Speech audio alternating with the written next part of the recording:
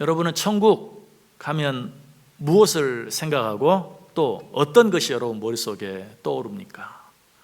정말 그 환상 같은 유토피아적인 아무 염려, 걱정, 근심이 없고 5만 가지 보석으로 아름답게 꾸며진 그런 곳을 연상하시나요? 천국은 틀림없이 그보다 더 좋은 것일 것입니다. 그러나 우리들이 천국에 대해 생각할 때마다 절대로 잊지 말아야 될 한 가지 사실은 하나님께서 우리에게 약속하신 천국, 하나님께서 우리에게 주시는 천국은 절대로 그런 미래적인 우리가 죽어서만 가는 그런 천국이 아니라 이미 우리 가운데 허락하셔서 이 세상에서 육신을 가지고 살아가는 중에도 충분히 누릴 수 있는, 맛볼 수 있는 그런 곳이다 라는 사실을 꼭 기억하시기 바랍니다. 자, 그런데 어떻게 하면 이 현재적인 천국, 우리가 일상에서 하나님께서 우리에게 약속하신 그 천국, 아니 하나님께서 이미 우리에게 주신 천국, 그래서 우리가 이미 받은 이 천국을 일상에서 누리며 살 수 있는가? 정답부터 말씀드리면, 비록 우리가 일상에 살고 있지만 우리의 영원한 왕이 되시는 주님의 통치를 받고 주님의 다스리심을 받으면 돼요. 세상에 살고 있지만 세상의 통치를 받으며 사는 것이 아니라 하나님의 통치를 받으며 살면 이 세상도 천국이 된다. 이 세상에서도 천국의 기쁨을 맛볼 수 있고 천국의 기쁨을 누릴 수 있다. 그런데 어떻게 하는 것이 주님의 통치를 받는 것이고 어떻게 하는 것이 주님의 다스리심을 받는 것인가? 우리가 이 세상에서 세상의 왕의 통치를 받는다, 세상의 대통령의 통치를 받는다라는 것은 이 나라에 정해진 법에 따르고 순종하는 것이 이 세상 왕의 통치를 받는 것이. 그렇다면 하나님의 통치를 받는다는 걸 뭘 말할까요? 하나님이 주신 법을 따라 살고 그 법을 지키며 사는 것이 하나님의 통치를 받고 사는 것이고 하나님의 다스리심을 받고 사는 것이. 너무 어려운가요? 더 쉽게 말하면 하나님이 기뻐하시는 일을 행하고 하나님이 싫어하시는 일을 안 하면서 사는 것이 하나님의 통치를 받는 것이고 하나님의 다스리심을 받는다. 그렇게 살면 일상에 살면서도 이 세상에서 천국의 기쁨을 맛보고 누리며 살 수 있어요. 아마 조금이라도 그렇게 살려고 애를 써보신 분이 있다면 이 사실이 느껴질 거예요. 맞아, 내가 그때 하나님의 말씀대로 살아보려고 애를 썼지. 하나님의 말씀대로 산다고 하는 것이 참 쉽지는 않았는데 그렇게 살려고 할 때, 그렇게 살려고 몸부림을 칠 때 내 안에 알 수 없는 자유함이 생기고 평안함이 생기는 것을 느꼈어. 그때 내가 제일 기뻤던 것 같아 하는 이런 느낌을 틀림없이 갖고 계실 거예요. 그렇게 살아보시려고 몸부림 쳐보지 않았다면 잘 모르는 거고, 그렇게 살아보려고 정말 애를 써보셨다면 맞아, 내가 그때 하나님의 말씀대로 살려고 애쓰니까 그런 게 느껴졌던 것 같아. 예전에 못 느껴봤던 그런 기쁨이 있고 예전에 못 느껴봤던 자유함이 있고 옛날에 못 느껴봤던 평안함이 있고, 그리고 그렇게 잊어버리려고 떨쳐버리려고 애썼던 염려, 근심, 걱정이 나로부터 좀 멀어지는 것을 느꼈던 것 같아. 최소한 이런 느낌을 여러분들이 갖고 계실 거예요. 바로 그래요. 일상에 살면서도 천국의 기쁨을 맛보면서 누리면서 살 수 있는 방법이 뭐라고요? 하나님의 통치를 받는 것이다. 하나님의 통치를 받는 것이 무엇이라고요? 하나님의 말씀에 순종하며 사는 것이다. 하나님의 말씀에 순종하며 사는 것이 뭐라고요? 하나님이 좋아하는 일을 행하고 하나님이 기뻐하는 일을 행하지 않는, 내가 기뻐하는 일을 행하며 살면요 좋을 것 같은데 이상하게 마음이 불편하고 편안하지 않아요. 이상하게 염려가 생기고 걱정이 생겨요. 그런데 하나님이 좋아하는 일을 행하며 살면 쉬운 것 같지 않고 내가 손해날 것 같고 여러 가지로 불편할 것 같은데 그렇게 할 때 자유함과 평안함과 기쁨이 생긴다. 자, 우리는 이 사실을 오늘 본문의 내용을 통해서 조금 더 이해할 수 있어요. 오늘 본문에는 우리가 이미 생각해 보았던 것처럼 아브라함이 그의 종 엘리에셀을 자기 고향으로 보내서 자기 아들 이삭의 신부가 즉 자기 며느리감을 골라 오게 하는 그런 내용이 기록되어 있죠. 그 내용 다시 한번 조금 더 자세히 이야기하면 아브라함이 엘리에셀, 자기 종 엘리에셀이 뭐라고 말합니까? 너는 내가 살고 있는 이 땅에서 내 아들의 신부감을 고르지 말고 내 고향에 가서 내 아들의 신부감, 내 며느리감을 구해오라. 그렇게 해서 엘리에셀이 아브라함이 살았던 메소포타미아 땅에 가서 누구를? 이삭의 아내가 된 리브가를 여러 가지 많은 하나님의 방법으로 확인하고 또 확인해서 이 여자가 하나님이 내 주인의 며느리감으로 택한 딸이구나 하고 그 아들을 데리고 주인 아브라함이 살고 있는 땅으로, 가나안 땅으로 돌아오는 그런 모습을 보죠. 자, 그런데 그 땅에서 이 여인이구나 하면서 리브가가 이제 자기 주인의 며느리감인 줄 알고 그에게 어떻게 합니까? 금은 폐물을 선물로 주고 아름다운 의복까지 선물로 주죠. 그리고 그 부모에게 가서도 또 금, 은 등을 선물로 내줍니다. 그리고 나서 이제 이 리브가 아브라함의 며느리감을 데리고 아브라함이 있는, 이삭이 있는 가나안 땅을 향해 나아가죠. 이때 그 리브가의 마음, 그 마음을 한번 생각해 보세요. 그 마음이 어떠했을까? 글쎄요, 뭐 얼굴도 모르고 남편감을 정해가지고 이제 평생 부모를 떠나 살 곳을 향해 가는 그 마음이 참 불안하기도 하고 뭐 힘들 수도 있고 어쩌면 슬플 수도 있고 뭐 등등 여러 가지 생각을 하겠지만, 제가 틀림없이 믿는 것은 지금 이 리브가의 마음속에는 그 자기가 가서 만나게 될 자기의 신랑감, 이삭에 대한 어떤 기대, 흥분, 설렘으로 가득 차 있었던 것을 보게 돼요. 어떻게 그걸 알 수 있습니까? 오늘 보면 57절, 58절 보면 그들이 이르되 우리가 소녀를 불러 그에게 물으리라 하고 리브가를 불러 그에게 이르되 내가 이 사람과 함께 가려느냐? 그가 대답하되 가겠나이다. 자, 엘리에셀이 먼저 그 부모에게 묻죠. 내가 당신들의 딸을 데리고 우리 주인의 있는 곳으로 데리고 가게 해달라. 그러니까 그 부모들이 뭐라고 말해요? 그거 우리가 결정할 수 있는 게 아니다. 내 딸에게 우리가 물어보겠다. 가겠다고 하면 가는 것이고 안 가겠다고 하면 못 가는 거다. 그러면서 그 부모가 그 딸에게 묻죠. 너 갈래? 그때 리브가가 뭐라고 말합니까? 가겠나이다. 가겠나이다. 사실 이 부모는 이제 그 엘리에셀에게 며칠이든지 할 수 있다면 한 열흘 정도 여기서 함께 더 있다가 내 딸을 데리고 가라. 딸을 갑자기 먼 곳으로 보내려고 하니 얼마나 서운하고 그랬겠어요. 열흘 정도 있었으면 좋겠다. 아니, 단 며칠이라도 있었으면 좋겠다. 근데 엘리에셀이 뭐라고 말했어요? 아닙니다. 난 빨리 가야 됩니다. 그런데 리브가도 어때요? 그 엘리에셀에게 마음을 같이 하면서 나도 가겠나이다 라고 대답하는 것을 보아요. 만나게 될 어떤 신랑에 대한 어떤 기대와 흥분과 설렘, 이런 것들이 지금 그 마음속에 있는 것을 그 대답 속에 알 수 있죠. 내가 가겠나이다.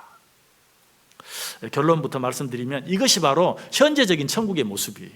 자, 아까 제가 여러분은 천국 하면 뭘 생각합니까? 온갖 진귀한 보석으로 아름답게 꾸며진 그곳, 그리고 슬픔도 없고 병도 없고 아픔도 없고 고통도 없는, 기쁨만 있고 즐거움만 있는, 환희만 있는 그런 곳.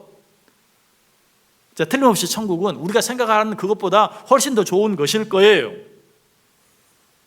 그런데 이 세상에서는 아이고 나는 언제 이 세상을 떠나서 저 천국에 가나, 그런 말 한숨만 쉬며 살아야 됩니까? 그렇지 않다는 것이, 이 세상에서도 진정으로 그 아름다운 천국을 믿는 자들은, 그리고 내가 그 천국에 들어갈 자격을 이미 얻은 천국의 시민권자요, 그리고 하나님의 자녀라는 사실을 확실히 믿는 자들은 그 천국에 대한 기대, 흥분, 설렘으로 말미암아 지금도 마음속에 어때요? 기뻐야 돼요. 리브가의 마음속에 왜 염려가 없었겠어요? 부모를 떠나서 생전 가보지 않은 땅에 가서 한 번 얼굴도 보지 못한 남자와 이제 평생을 살아야 된다는 그런 불안감, 염려, 걱정, 부모와 떨어진다는 어떤 슬픔, 서운함, 이런 것들이 왜 없었겠어요? 그러나 하나님이 자기를 위해 예비한 신랑에 대한 그런 기대, 흥분, 설렘으로 말미암아 그런 것들을 다 물리치고 내가 가겠나이다 할 수 있는, 이게 바로 우리들이 이 땅에 살면서 누려야 될 천국에 대한 현재적인 기쁨이에요. 여러분 속에 이런 게 전혀 없다면 여러분들은 뭐 말로는 온갖 진귀한 보물로 가득 찬 저 천국이라고 말하지만 사실은 그 말을 여러분이 믿고 있지 못하는 거예요. 정말 그런 천국이 나를 기다리고 있다는 사실을 확실히 믿는다면 이 땅이 좀 힘들고 어렵죠. 성경도 우리에게 수고와 슬픔뿐이라고 말하는데 정말 하나님이 약속한 그런 천국이 나를 기다리고 있다면 어때요? 힘들고 어려운 그런 일들을 이기면서 어때요? 그 천국에 대한 기대와 설렘으로 우리에게 주어진 삶을 살아갈 수 있어요. 우리가 언제 그런 걸 제일 많이 느낍니까? 여행할 때 느끼잖아요. 여행 사실은 여행 생각만 해도 좋아요. 그런데 막상 가면 어떻습니까? 참 피곤해요. 참 피곤하고 힘들고 언제 또 집에 빨리 가나 하는 그런 생각, 그리고 집에 돌아오면 그냥 마음이 푹 놓이고 편안해지는, 그럼에도 불구하고 여행을 또 가고 가고 싶어하는 마음이 뭡니까? 돌아올 집이 있기 때문에 그런 거예요. 집이 없는 사람 같으면 그럴 수 없는 거죠. 여행이 2박 3일 짧으면 2박 3일, 길면 한 주, 2주 된다 할지라도 그 여정이 정말 힘들고 어렵다 할지라도 그거 마치면 어때요? 편안히 그동안의 모든 피로를 다 잊고 쉴 수 있는 집이 기다리고 있기 때문에 사실 여행이 그렇게 쉽지만은 않지만 여행한다고 하면 설레고 또 가고 어쩔 때는 갔다가 후회도 하지만 다음에 또 가고 그러는 거예요. 일상의 삶이 그런 것이 수고와 슬픔뿐이. 여러분 여행 가면 진짜 힘들죠. 집에서는 그냥 오만 것들이 다 나를 위해 정리되어 있는 거 착착 갖다 쓰지만 여행 가보세요. 그냥 최소한만 가지고 갔다가 그것도 어디가 백했는지 알지도 못하고 그냥 아침마다 그걸 찾느라고 힘들고 짐 싸고 짐 풀고 하는 게 얼마나 힘들고 어려운지 몰라요. 그래서 또 가요. 왜? 집에 가면 편안한 것이 다 기다리고 있으니까. 우리가 일상의 삶이 그래야 돼요. 힘들고 어려워요. 마음대로 안 되는 일이 많아요. 이 세상에서 내가 죽을 때까지 해결할 수 없는 그런 일들도 있어요. 아니 한두 가지가 해결된다 할지라도 또 생길 거예요. 그보다 더 심한 문제가 안 생기면 다행히. 그것이 이 세상의 삶이. 그럼에도 불구하고 어떻게 이 세상에서 천국의 기쁨을 맛보며 누리며 살 수 있는가? 아무리 힘들고 어려워도 잠깐 눈 감고 하나님께서 내게 주신 약속을 생각하고 하나님께서 내게 주신 천국을 생각하고 하나님께서 예수 그리스도를 내게 보내주셔서 그 예수 그리스도로 말미암아 내 모든 죄를 사해서 천국의 시민권자가 되게 하시고, 그리고 하나님의 자녀로서 권세를 갖게 하시고 하나님이 가진 모든 것들을 상속받을 상속자가 되게 하시고, 그 모습을 생각하면 그냥 일상에서 모든 염려, 근심, 걱정이 다 눈녹듯 녹고 사라지고 염려, 불안이 사라지고 정말 천국에 가 있는 듯한 이런 느낌을 느끼면서 누리면서 그 순간 하나님 감사합니다. 내가 하나님 안 믿었으면 정말 어떡할 뻔했습니까? 하나님이 나 구원해 주시지 않았으면 어떡할 뻔했습니까? 하면서 하나님께 감사하면서 찬송하며 살아가는 그것이 정말 구원받은, 정말 하나님께서 내게 약속하신 천국을 믿고 사는 자들의 모습이다라는 것이. 우리는 아직 천국에 이르진 않았어요. 그러나 우리는 누굴 믿어요? 예수님을 믿어요. 예수님을 믿는 그 순간부터 우리는 어때요? 예수님의 예비 신부가 된 거예요. 지금 리브가가 이삭의 예비 신부가 되어서 이삭이 있는 곳으로 향해 나아가는 그 모습처럼 예수님은 나의 신랑이 되시고 나는 그의 예비 신부가 되어서 일상을 살아가요. 자, 결혼식을 앞둔 신부, 신랑을 만나기 위해서 가는 그 신부, 그 신부의 삶은 어때요? 모든 것이 누구에 맞춰져 있어요? 신랑에게 맞춰져 있어요. 그의 시간도, 그의 물질을 쓰는 것도, 그의 모든 다른 계획도 다 그 신랑을 만나는 일에 초점이 맞추어져 있어요. 그 안에서 그는 진정한 기쁨을 누리고 행복을 누리는 거예요. 여러분의 삶은 어떻습니까? 예수님이 나의 신랑이시여 나는 그의 신부라는 사실을 지식적으로는 알고 있으면서도 정말 일상에서 나의 모든 삶이 신랑 되시는 예수 그리스도를 만나게 될 그날에 초점이 맞추어져 있나요? 일상에서의 모든 나의 시간과 일상에서 나의 모든 물질과 일상에서 나의 모든 건강까지라도 그분에게 초점이 맞추어져 있나요? 그분에게 초점을 맞추고 사는 삶이 아까 말씀드렸던 것처럼 그렇게 어떻게 살아요? 힘들고 어려운데. 그런 것 같은데 거기에 초점을 맞추고 살 때만 비로소 이 세상에서 우리는 뭘 느낀다? 천국의 기쁨, 어떤 천국의 자유함, 이런 것들을 맛보면서 누리면서 살 수 있다는 것이. 우리가 예수를 믿는 순간에 하나님께서는 예수 그리스도를 통해 우리에게 약혼 반지를 주셨어요. 우리는 이제 그 신랑 예수를 다시 만날, 우리가 먼저 이 세상을 떠나서 갈지 아니면 예수님이 이 땅에 다시 오심으로 그 신랑을 만나게 될지 우리는 알지 못하지만 분명한 것은 어때요? 그날이 점점 더 가까워 오고 있다는 것이,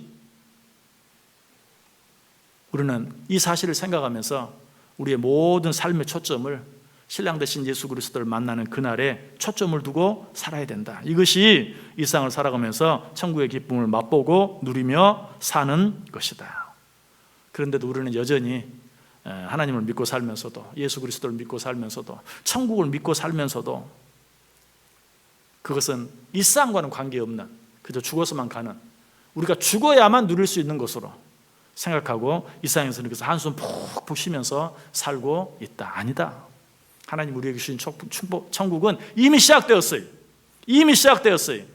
우리는 그것을 맛보고 누리고 소망하며 살아가다가 이제는 그 천국을 만나기만 하면 되는 것이, 그래서 일상의 삶도 지금 리브가가 신랑을 향해 나아가는 그 기대와 흥분과 설렘처럼 일상의 삶도 천국에 대한 그런 소망으로 인하여 기쁘고 즐겁지만, 그러나 우리가 정말 만나게 될 천국은 어때요? 그런 기대, 그런 흥분, 그런 설렘과는 비교할 수 없는, 우리가 여러 가지로 상상해 보지만 그런 상상으로도 도무지 미칠 수 없는 정말 아름다운 것이 우리를 기다리고 있다라는 사실이에요. 제가 오늘 찬송을 불렀죠. 그 찬송 1절이 뭐였습니까? 구주를 생각만 해도 이렇게 좋거든. 그 구주를 얼굴로 만나 배울 때는 얼마나 좋으랴. 이 세상에서 천국에 갈 걸 생각만 하고 살아도 이렇게 좋은데 정말 그 천국에 가면 얼마나 좋을까. 여러분, 이렇게 생각하고 이렇게 믿고 이렇게 살아가는 것이 예수 그리스도를 믿는 자들의 진정한 삶의 모습이다라는 것이에요. 그래서 이런 우리의 삶을 신학적으로는 이렇게 말합니다. 이미와 아직 사이에 끼어 있는 삶. 우리 천국이 이미 시작이 되었어요. 그러나 아직 완성은 안 됐어요. 우리의 삶이 그래요. 우리 천국의 삶은 이미 시작되었지만 아직 완성은 되지 않은, 이 사실에 대해서 우리 신랑 되시는 예수님께서도 한 가지 비유를 통해서 잘 우리에게 설명해 줍니다. 마태복음 13장에 보면 감추인 보화의 비유가 나와요. 자, 그 비유 한번 읽어볼까요? 마태복음 13장 44절 말씀 같이 읽겠습니다. 천국은 마치 밭에 감추인 보화와 같으니 사람이 이를 발견한 후 숨겨두고 기뻐하며 돌아가서 자기의 소유를 다 팔아 그 밭을 사느니라. 아멘. 여러분, 이 내용은 잘 알죠? 어떤 농부가 밭을 가다가 쟁기질을 하는데 쨍강 소리가 나, 이거 뭐지? 하고 파보았더니 온갖 보물이 가득 들어있는 항아리가 밭에 묻혀 있어요. 자, 그때 그 기분을 한번 생각해 보세요. 얼마나 좋겠어요. 그래서 그걸 다시 싹싹 덮어서 가져놓고 이 밭을 사야 되겠다. 그리고 가서 어때요? 자기가 가진 모든 것을 다 팔아서 그 밭을 샀다. 이 상에 살고 있는 우리들의 마음이 어떠해야 하는가? 밭을 갈다가, 이 밭을 간다는 거 힘들고 어려운 일이에요. 더더구나 지금 이 사람은 어때요? 자기 밭 가는 거 아니에요. 남의 밭 가는 거예요. 그러니까 보물이 발견된 걸 보고 어때요? 빨리 내가 이 밭을 사야 되겠다. 그죠? 남의 밭 가는 소작농의 삶, 고달픈 삶이고 힘들고 어려운 삶이, 그런데 그 밭에서 보물을 발견하고 내가 이 밭을 사기만 하면 저 보물이 내 것이 된다는 그 사실을 알게 되었을 때 뛸 듯이 기뻤어요. 이게 바로 하나님을 믿고 이 세상을 살아가는 우리들의 마음이다. 여러분, 정말 예수 그리스도가 우리의 보물 중에 보물인 것을 믿으십니까?